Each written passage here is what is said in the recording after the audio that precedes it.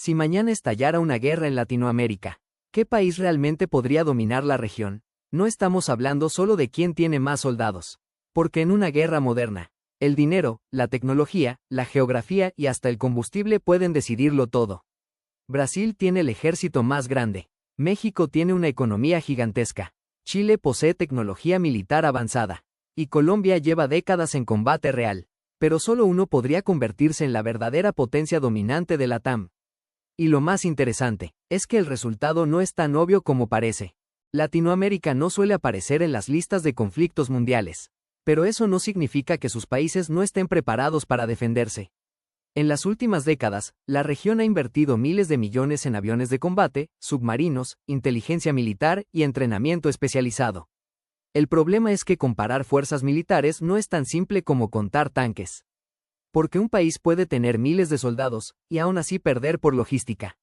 Otro puede tener menos tropas, pero dominar el aire y destruir todo en días.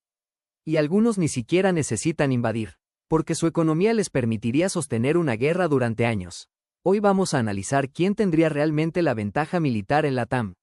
Y al final vamos a responder la gran pregunta. Si toda la región entrara en conflicto, ¿quién tendría más probabilidades de dominarla?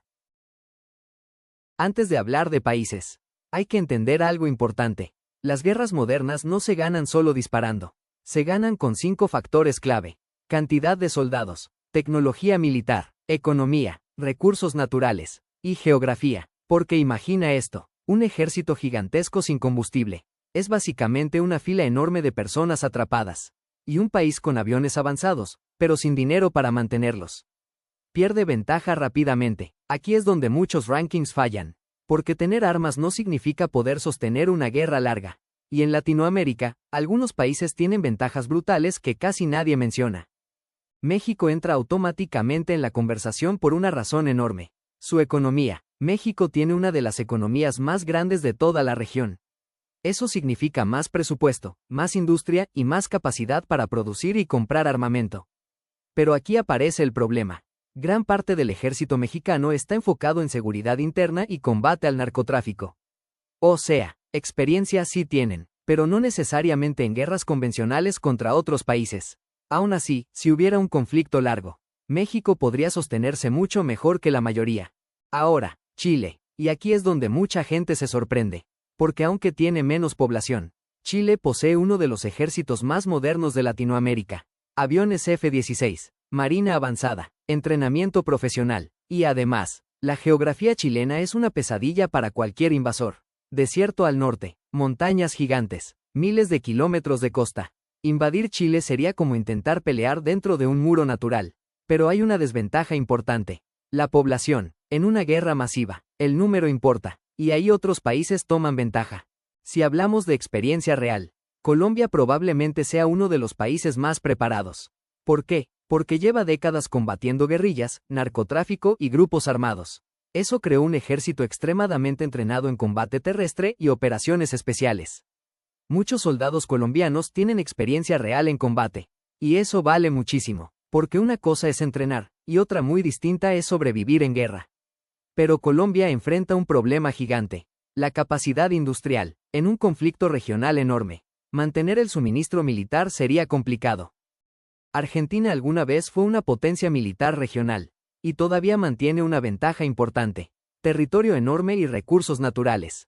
Pero su problema histórico ha sido la inversión militar. Muchos equipos quedaron obsoletos con el tiempo.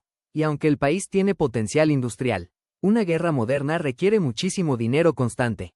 Aún así, nunca subestimes a un país con capacidad de reconstruirse rápido. Porque en conflictos largos, la economía puede cambiar completamente el tablero. Pero aquí llega la verdadera pregunta: ¿qué pasa cuando mezclamos economía, población, industria, recursos y ejército? Porque un país puede ganar pequeñas batallas, pero dominar una región completa es otra historia. Necesitas combustible, comida, producción industrial, tecnología, infraestructura, y sobre todo, capacidad para resistir durante meses o años. Aquí es donde muchos candidatos quedan fuera automáticamente. Porque tener buenos soldados no basta si el país colapsa económicamente en semanas. Y hay un país que tiene algo que ningún otro en la TAM posee al mismo nivel: escala. Si hablamos de probabilidades reales, El país con más posibilidades de dominar Latinoamérica en una guerra sería Brasil. Y la razón va mucho más allá de tener más soldados. Brasil tiene la mayor población de Sudamérica, una economía gigantesca, industria militar propia, producción de aviones, enormes recursos naturales, y un territorio casi imposible de invadir completamente. Además, la Amazonía funciona como una barrera natural brutal. Mover tropas ahí sería una pesadilla logística.